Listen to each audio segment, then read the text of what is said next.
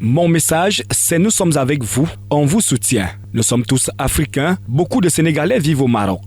Ce sont là quelques propos du président de la Confédération africaine de football aux Sénégalais hier, dimanche 29 mars 2026. Un message pour apaiser les tensions des Sénégalais qui ont présenté leur trophée de la CAN 2025 au Stade de France samedi dernier à l'occasion de la rencontre amicale victorieuse face au Pérou 2-0.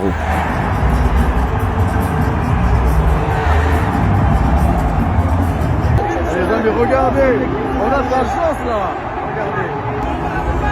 Le trophée connaît des menaces de retrait suite à la décision du jury d'appel de la commission de discipline de la Confédération africaine de football qui brandit depuis quelques semaines des articles du règlement de la CAN, aujourd'hui querellés et mis en suspens par le tribunal arbitral du sport après saisine de la Fédération sénégalaise de football. Patrice Motsepe dit avoir passé le même message aux Marocains et entend faire des descentes dans les deux pays pour rencontrer leurs autorités. Par ailleurs, Dr Patrice Motsepe dit devoir se plier sur la prochaine décision du tribunal arbitral du sport sur la situation. Entre-temps, le Sénégal annonce la présentation de son trophée lors de son prochain match amical le 31 mars 2026 au Sénégal face à la Gambie. La CAF est dans la controverse. Au moment de ces annonces du docteur Patrice Motsepe, Véron Moussengo Omba, secrétaire général de l'institution, annonce sa démission de ses fonctions. L'homme qui a passé plus de 30 ans au service du football dit vouloir se consacrer à des projets plus personnels, peut-on lire dans un communiqué signé depuis le Caire le dimanche 29 mars 2026 après la réunion du comité exécutif de la CAF.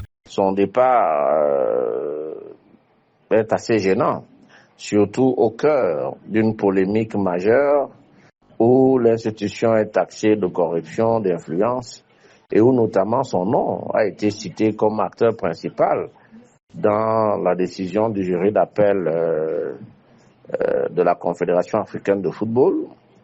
Est-ce qu'il part parce que effectivement il est impliqué, ou alors part-il parce que il s'est senti acculé alors qu'il n'avait pas commis une faute? C'est quand même assez grave.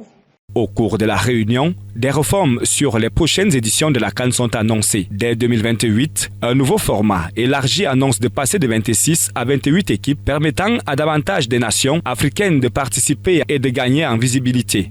L'objectif est pour Patrice Motsepe d'obtenir un tableau final à 16 équipes pour les phases finales à élimination directe, et cela tous les 4 ans pour mieux s'aligner sur le calendrier international, renforcer le prestige de la compétition et réduire les tensions avec les clubs.